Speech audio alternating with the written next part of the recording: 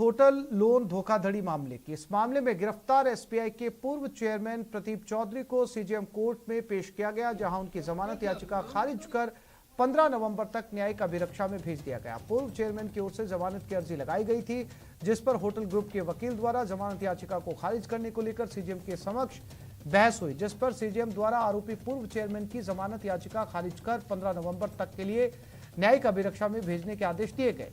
SBI के पूर्व chairman के वकील द्वारा अब डीजे कोर्ट में जमानत अर्जी लगाने की तैयारी की जा रही है। होटल लोन धोखाधड़ी मामले में कल जैसलमेर पुलिस ने पूर्व चेयरमैन को आरोपी के दिल्ली आवास से गिरफ्तार किया। पुलिस आज सुबह गिरफ्तार कर आरोपी को जैसलमेर लेकर आई, जहां जिला अस्पताल में मेडिकल करवा के सीजेएम कोर्ट में पेश किया गया।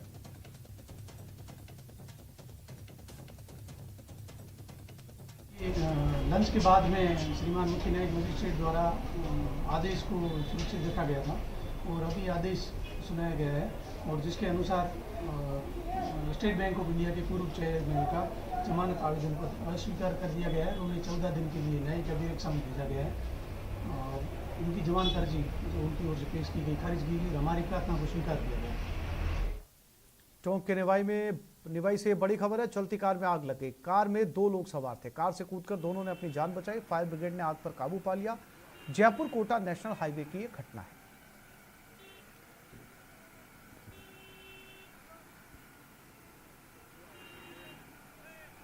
टोंक में नेशनल हाईवे के ऊपर इस चलती हुई कार में आग लगी। हालांकि 2 लोग इस कार में सवार थे। दोनों ने कूदकर अपनी जैसे तैसे जान बचा ली। उसके बाद फायर ब्रिगेड को फोन किया गया। फायर ब्रिगेड यहां पर पहुंची, आग को बुझाया गया, लेकिन तब तक कार जल चुकी थी।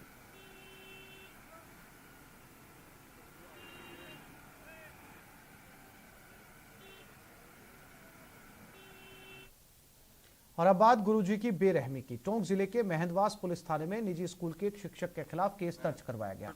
मेहंदवास थानाधिकारी ने मामला दर्ज कर उसे SC/ST एक्ट में ट्रांसफर कर दिया। मिली जानकारी के मुताबिक शिक्षक पर बच्चे की बेरहमी से पिटाई करने का आरोप है। बच्चे ने बताया कि दूसरे बच्चों से हाथ पैर पकड़वाकर टीचर ने बेरहमी से उसकी पिटाई की। बच्चे के शरीर पर पिटाई के निशान भी साफ तौर पर देखे जा सकते हैं। मेरा भाई का बच्चा था जो छाण स्कूल सेंट पॉल स्कूल में प्रवेश दिलाया था उसको तैयारी कराने के लिए। उस बच्चे को 21 तारीख को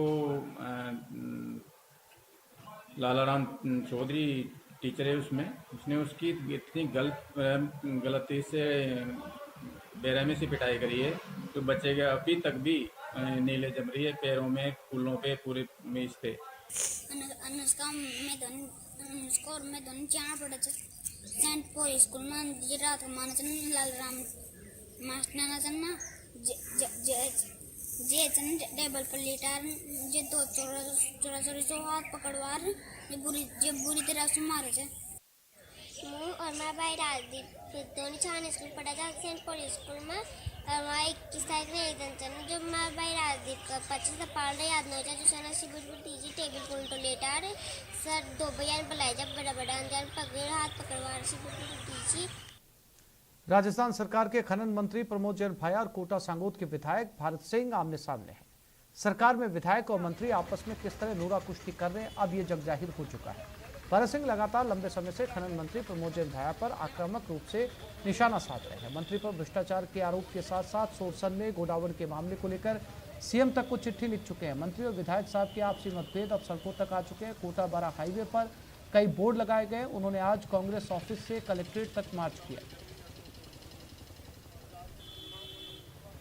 तो 2 अक्टूबर से आज 1 नवंबर है कि जो भी हमने कुछ मूवमेंट करा है, हमारा अगला प्रदर्शन 12 जिले में होगा और वो भी आखिरी नहीं है। हम तो प्रदर्शन करते रहेंगे। जैसे मैंने कहा कि जहाँ तक सांस है वहाँ तक सोर्सों को बचाने की आस है। इनको नहीं करने देंगे हम, और इनको हम लोगों के सामने। और मैं एक चीज़ और बताऊँगा, मैंने कहा है जब मैं इतना आरोप लगाता हूं तो मैं इनसे कहता हूं कि अगर मैं गलत आरोप लगाता हूं तो तुम मानहानि का दावा करोगे।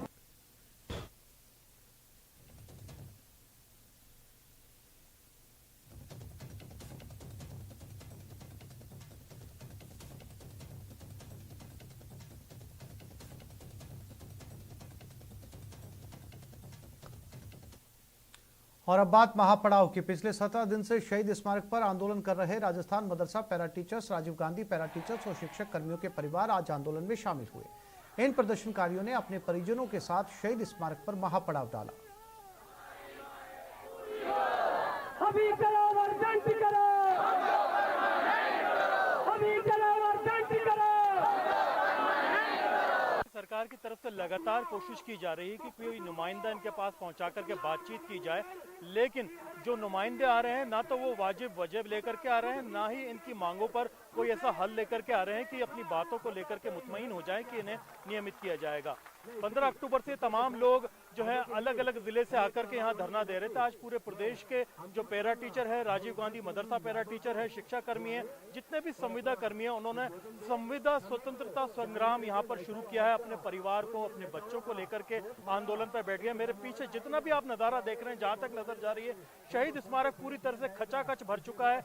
चप्पल रखने की जगह यहाँ पर नहीं है, लोग यहाँ पर आए जा रहे हैं अभी भी, और महापड़ाव जारी रहेगा। ये तमाम लोग काली दिवाली मनाने का ऐलान कर चुके हैं। ये कह चुके हैं कि हम यहाँ बैठ कर के सरकार से अपने जो वादे हैं वो पूरे करने की मांग करेंगे। गांधीवादी तरीके से कर रहे हैं। आज यहाँ पर जो 2 महत्वपूर्ण पुराने पैरा टीचर हैं, उन्होंने आमरण अनशन भी शुरू कर दिया है और सरकार से कहा है कि इन्हें नियमित करने का चुनावी वादा जो किया गया था वो कमेटी के मामले में ना अटकाया जाए, इन्हें नियमित किया जाए। इनकी वजह से आप देखिए कि पूरे राजस्थान में जो तालीम का मामला है वो कहीं ना कहीं अटका हुआ है। अगर ये आंदोलन करते हैं, जयपुर में आते हैं, तो कितना फर्क पड़ेगा दूसरी चीजों पर। और फिलहाल ये तमाम लोग जो मानदेय कर्मी हैं वो मांग कर रहे थे सरकार से कि हमारी दिवाली अच्छी बन जाए, तमाम जो मांगे हैं इनकी वो पूरी की जाए। अभी महापड़ाव शुरू किया गया है और महापड़ाव के बाद में इनका सीधा अल्टीमेटम है कि सरकार इस बात के लिए तैयार रहे। और आज जयपुर नहीं पहुंच पाएंगे अजय माकन। माकन की फ्लाइट वापस दिल्ली के लिए डाइवर्ट हो चुकी है। लैंडिंग की परमिशन नहीं मिली थी। एयरपोर्ट से पीसीसी चीफ रवाना हो गए। पीसीसी चीफ समेत आला नेता अजय माकन को रिसीव करने के लिए एयरपोर्ट गए थे, लेकिन जयपुर के आसमान तक ये फ्लाइट पहुंच चुकी थी, लेकिन रनवे पर नॉटम के चलते इस फ्लाइट को वापस लौटा दिया गया। दोपहर का समय जयपुर एयरपोर्ट पर नॉटम का रहता है। नॉटम के दौरान 2 से 2.5 घंटे का समय होता है। उस दौरान ना तो कोई फ्लाइट टेक ऑफ कर सकती है, ना लैंडिंग की परमिशन मिल सकती है, क्योंकि नॉटम के दौरान हाईवे को क्लियर किया जाता है। दिन भर की जो क्लियरेंस होती है हाईवे को लेकर या रनवे को लेकर, वो साफ किया जाता है। और दिल्ली से ही ये फ्लाइट लेट उड़ी थी और जब जयपुर पहुंची तब तक जयपुर एयरपोर्ट में नॉटम का समय हो चुका था, लिहाजा नॉटम के समय फ्लाइट को लैंडिंग की इजाजत नहीं मिली।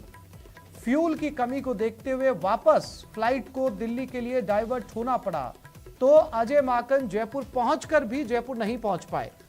लवली हमारे साथ जुड़ गए हैं। लवली, अजय माकन जयपुर के आसमान तक पहुंच गए थे, लेकिन उसके बावजूद उन्हें डाइवर्ट कर दिया गया नॉटम के चलते। क्या दोबारा आने की गुंजाइश बन रही है उनकी? देखिए, असल जो जानकारी है, इंडिगो की ये फ्लाइट 1:50 पर दिल्ली से उड़ान भरती है, लेकिन दिल्ली से इस फ्लाइट ने देरी से उड़ान भरी। इस फ्लाइट का यहाँ पर इंतजार किया गया 2:45 तक। 2:30 बजे नॉटम शुरू होना था, लेकिन जब ये फ्लाइट 2:45 तक भी नहीं पहुंची और फ्लाइट पहुंची 3:15, तो जयपुर अथॉरिटी, जयपुर एयरपोर्ट पर जो कंट्रोल संभाल रही है निजी कंपनी, उनके द्वारा रिक्वेस्ट की गई फ्लाइट को उतारने की, लेकिन जयपुर एटीसी ने इस फ्लाइट को उतारने की परमिशन नहीं दी, जिसके बाद में इस फ्लाइट ने जयपुर एयरपोर्ट के आसमान में चक्कर लगाया और उसके बाद में अंत पर्यंत ये तय किया गया कि नॉटम अवधि खत्म होने के बाद ही फ्लाइट को अनुमति दी जाएगी। जब तीसरा चक्कर कंप्लीट हुआ उसके बाद में अब ये फ्लाइट वापस दिल्ली के लिए रवाना हो गई थी और दिल्ली पहुंच चुकी है। और जो अजय माकन समेत जो इस फ्लाइट में करीब 200 यात्री सवार थे, वो सभी यात्री 2 बजे से लेकर के और अब तक जो है वो जयपुर और दिल्ली के आसमान में सफर करते रहे। और फिलहाल आपको बता दें, इंडिगो की इस लापरवाही की वजह से ये तमाम यात्री परेशान हुए हैं और अजय माकन का इंतजार करने के लिए यहाँ पर पीसीसी चीफ गोविंद सिंह डोटासरा, मंत्री प्रताप सिंह खाचरियावास समेत तमाम नेता जो थे वो 1 बजे से जयपुर एयरपोर्ट पर पहुंचे हुए थे, लेकिन 1 बजे से लेकर के अभी जो समय हो गया 4 बजे तक का, अब वो पीसीसी के लिए वापस रवाना हुए हैं। और उन्होंने ये कहा है कि जो अजय माकन है वो आज दिल्ली से जयपुर नहीं आएंगे। फिलहाल दिल्ली में फ्लाइट लैंड हो चुकी है। अजय माकन दिल्ली से वापस एआईसीसी के लिए रवाना हो चुके हैं। और बड़ी बात यह है कि एक इंडिगो की इस लापरवाही की वजह से 200 यात्री दिल्ली से जो रवाना हुए थे, जिन्हें तय समय पर यहाँ पर आना था, नोटम के दौरान ही बिल्कुल। परमिशन दी गई, लेकिन उसके बावजूद ये फ्लाइट जो है 3:15 बजे पहुंची और जो यात्री हैं वो लगातार आसमान में सफर कर रहे हैं और उन्हें जो अटेंड करने वाले जो गेस्ट हैं, जो उनको लेने वाले जो उनके परिवार के लोग हैं, वो भी एयरपोर्ट पर लंबे समय से उनका इंतजार कर रहे हैं। फिलहाल अब जो ये फ्लाइट है ये 5 बजे के बाद में जो है 5 बजे के आसपास जो है वो जी जयपुर। लवली, जानकारी के लिए आपका धन्यवाद।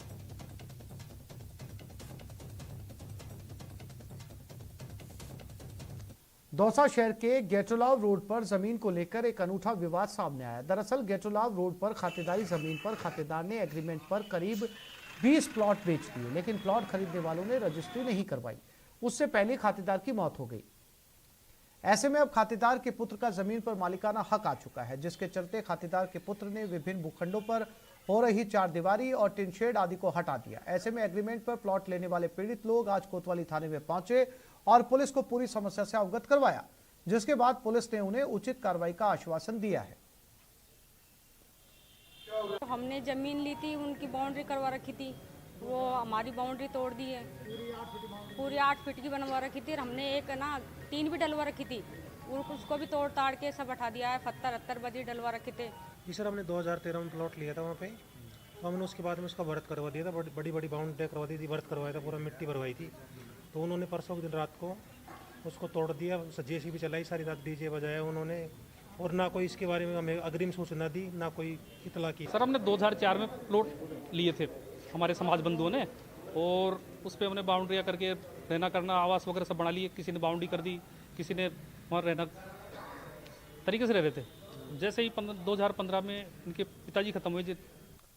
अब बात मौत और उसके बाद मिले मुआवजे की। राजसमंद जिले के रेलमगरा थाना क्षेत्र में स्थित हिंदुस्तान जिंक की दरीबा माइंस के एसएस कंपनी में कार्यरत एक कर्मचारी की आज इलाज के दौरान मौत हो गई, जिसके बाद परिजन दरीबा माइंस यूनियन और जिंक प्रबंधन के बीच समझौता हुआ, जिसमें मृतक के आश्रित को 34 लाख रुपए और परिवार में से एक आश्रित को नौकरी देने पर सहमति हुई, जिसके बाद परिजनों ने शव का पोस्टमार्टम करवाया और शव उठा लिया।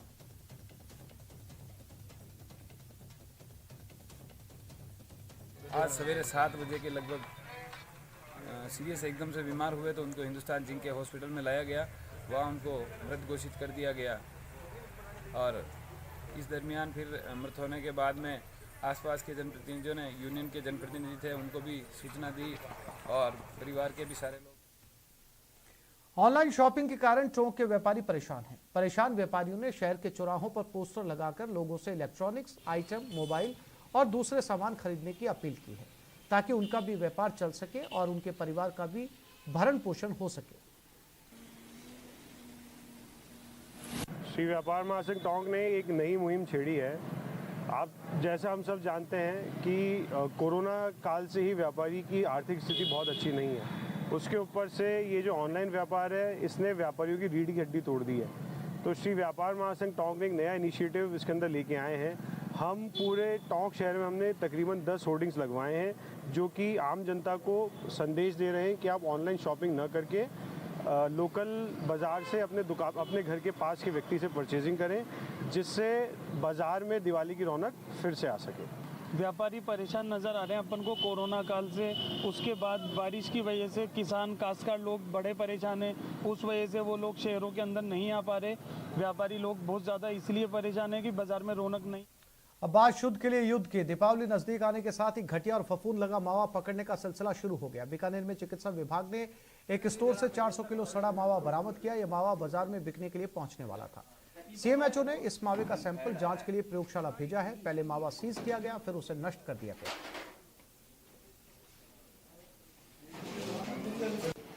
2 क्विंटल करीब खराब मावा पकड़ा है और भी करीब 2000 का बना हुआ पड़ा है। उसकी भी जांच जारी है और सैंपल भी भरे जा रहे हैं। आगे की जांच रिपोर्ट।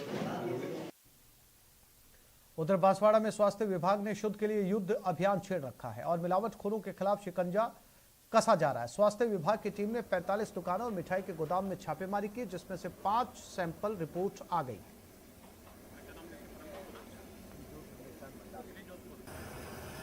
पर राज्य सरकार के निर्देशानुसार अभियान चल रहा है, जिसमें अभी तक अपने बांसवाड़ा जिले में 45 सैंपल लिए गए हैं। 5 की रिपोर्ट आई है, उनमें से 1 सैंपल फेल हुआ है, तो उसके खिलाफ जो भी कानूनी कार्रवाई है। और ब्रेक के बाद बात दिवाली ग्रीन पटाखों वाली।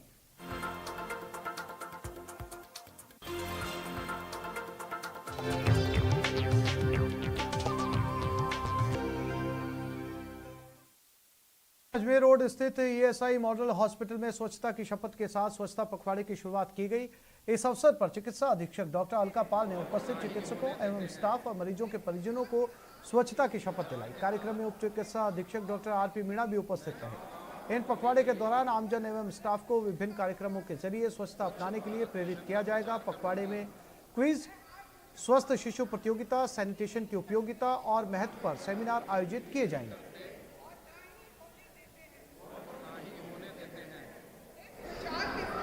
इस विचार के साथ मैं गांव-गांव और गली-गली आज ईएसआई हॉस्पिटल जयपुर के समस्त डॉक्टर्स और स्टाफ ने स्वच्छता के प्रतिज्ञा लेकर स्वच्छता पखवाड़े की शुरुआत किया। आगे ये 2 हफ्ते तक चलेगा, जिसमें हम क्विज, सेमिनार्स और पेशेंट के रिलेटिव्स के साथ इंटरैक्टिव सेशन, स्कूल है बच्चों के साथ इंटरैक्टिव सेशन करेंगे।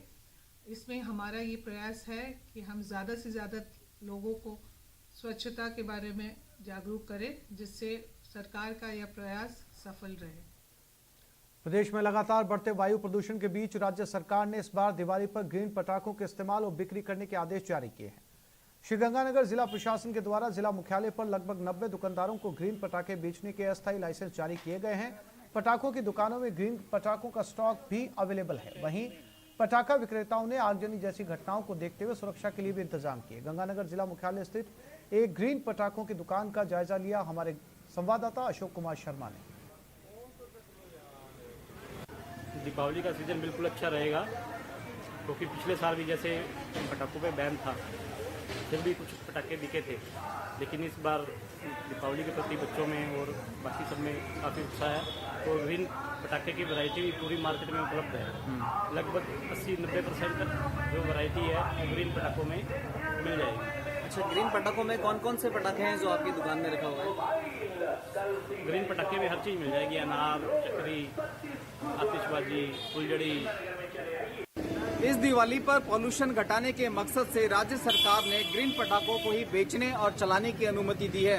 इस समय हम एक ग्रीन पटाखे की शॉप पर मौजूद हैं। यदि हम आपको यहाँ का नज़ारा दिखाएं तो आप ये देखिए कि आज सारी की सारी जो शॉप्स हैं राज्य सरकार के निर्देशानुसार ग्रीन पटाखों को ही बेचने की अनुमति दी गई है। और यही वजह है कि स्टॉक्स के अंदर जो दुकान के अंदर जो पटाखों की वैरायटी रखी हुई है वो ग्रीन पटाखे रखे हुए हैं। लेकिन उससे पहले श्री गंगानगर नगर परिषद में लगभग 90 दुकानों को पटाखे बेचने के अस्थायी लाइसेंस जारी किए गए। साथ में उन्हें अपने किसी भी तरह की दुर्घटना से बचाव के लिए सारे इंतजाम करने के भी निर्देश दिए गए हैं। अभी इस समय पटाखा शॉप पर मौजूद है। ये आपको यहाँ के नज़ारा दिखाएं तो देखिए पटाखा विक्रेता ने पूरे इंतजाम किए हैं ताकि किसी भी तरह से कोई दिक्कत परेशानी हो तो उसका उपयोग किया जा सके। ये मिट्टियों से भरी हुई बाल्टी है। इसके अलावा एक पानी से भरा हुआ ड्रम भी यहाँ रखा हुआ है ताकि किसी भी तरह की मिस हैपनिंग होती है तो उससे निजात पाई जा सके। इसके अलावा यहाँ पर एक फायर एक्सटिंग्विशर भी रखा हुआ है ताकि किसी भी तरह की कोई मिस हैपनिंग होती है तो इसका इस्तेमाल किया जा सके।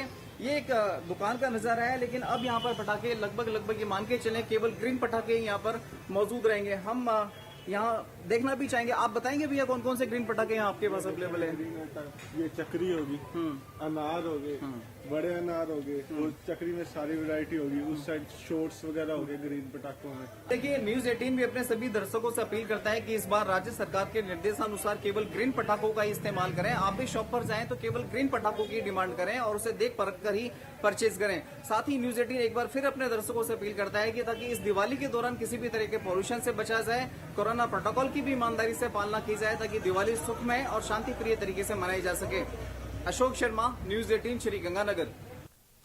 तो इस बुलेटिन में फिलहाल इतना ही, लेकिन जाने से पहले जानते हैं चल रहे आईसीसी 2020 वर्ल्ड कप के कल के मैच का हाल।